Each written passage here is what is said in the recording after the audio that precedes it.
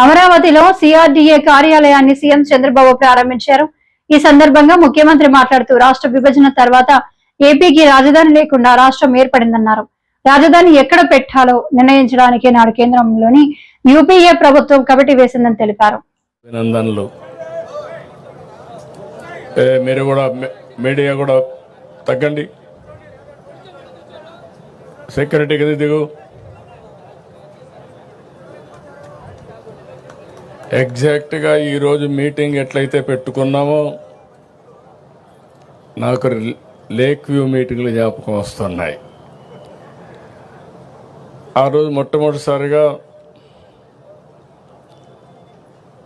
రాష్ట్ర విభజన జరిగింది. జూన్ 2వ తారీఖున 2 రాష్ట్రాలుగా విభజన జరిగింది. ఆంధ్రప్రదేశ్ రాష్ట్రానికి రాజధాని లేదు.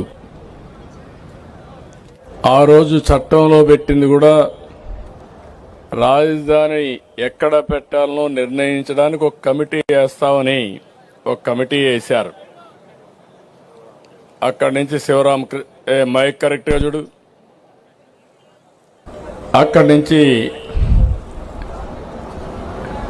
మనం కూడా స్టార్ట్ చేసాము ఎట్లా కట్టుకోవాలని. అయితే ఆ రోజు కనీసం ఆనాటి ప్రభుత్వం పలాంది ఇక్కడ రాజధాని వస్తుందనంటే ఎట్లా కట్టాలని ఆలోచించేవాళ్ళం. రాజధాని ఎక్కడ వస్తుందో చెప్పకుండా ఒక కమిటీ వేసి, రెండోది దానికి కావాల్సిన జాగా కూడా లేదు మనకు, మీరు గుర్తుపెట్టుకోవాలి. అలాంటి సమయంలో మన ఆలోచన విధానం ఏం చేయాలని ఆలోచించినప్పుడు ఎవరిని అడిగినా కూడా చాలా సింపుల్గా 25 పార్లమెంట్లు ఉన్నాయి. ఒక పక్క 12, ఇంకొక పక్క 12, 13వ పార్లమెంట్ ఈ గుంటూరు. రాజధాని ఎక్కడ రావాలంటే ఇక్కడే రావాలని చెప్పాల్సింది పోయి దీనికి లేనిపోని పంచాయతీ పెట్టారు. అక్కడి నుంచి ప్రారంభమైంది.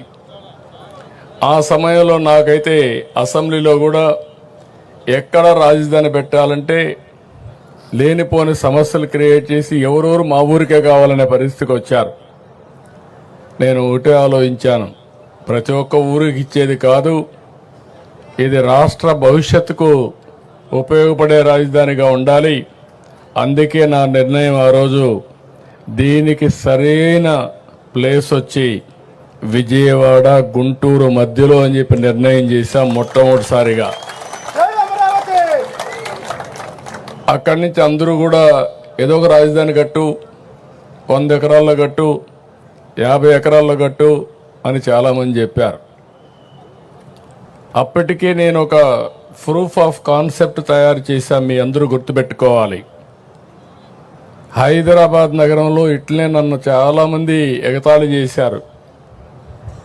నేను హైటెక్ సిటీ కట్టినప్పుడు నా విజన్ చెప్తే ఇది సాధ్యమా అని చాలామంది అవహేళన చేశారు.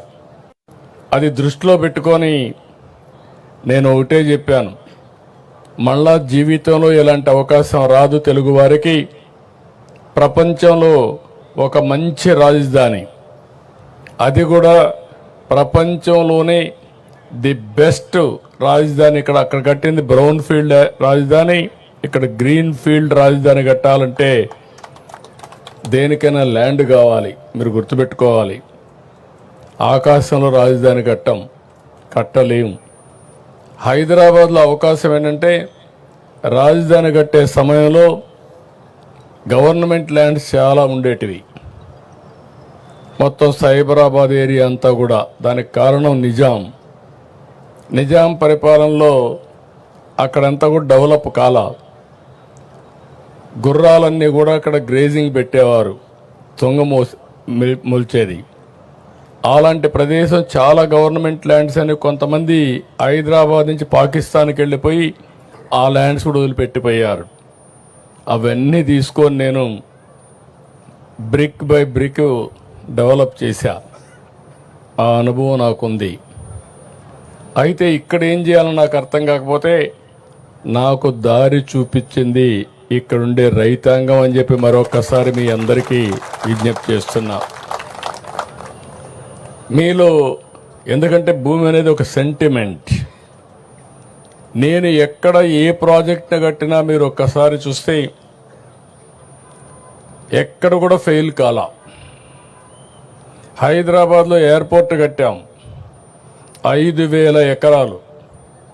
నేను డే 1 ఒకే మాట చెప్పాను, నేను చెప్పింది మీరు ఎయిర్పోర్ట్కి భూమి ఇవ్వండి, ఇక్కడ ఎయిర్పోర్ట్ కడతాం, లిబరల్గా కాంపన్సేషన్ ఇస్తాం, అది పక్కన మీరు కొనుక్కోండి, దీనికంటే 10 ఇంతలు రేటు పెరుగుతుందని చెప్పి చాలా స్పష్టంగా చెప్పాను.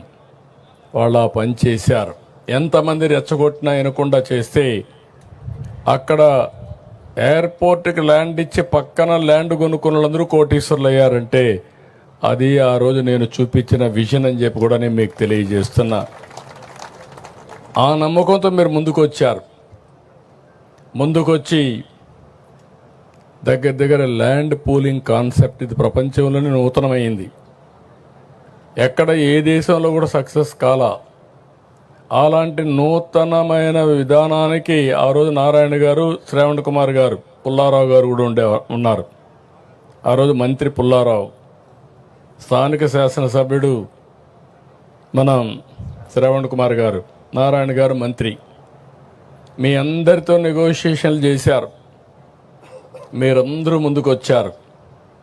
ఫస్ట్ టైం చరిత్రలో ప్రపంచంలోనే ల్యాండ్ పూలింగ్ కింద అందరూ కూడా ల్యాండ్ ఇచ్చిన ఏకైక చరిత్ర అమరావతి రాజధాని.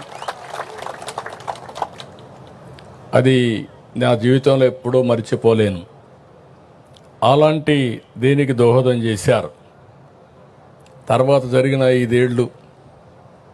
అయితే ఆ రోజు మనం గుర్తుపెట్టుకోవాల్సింది,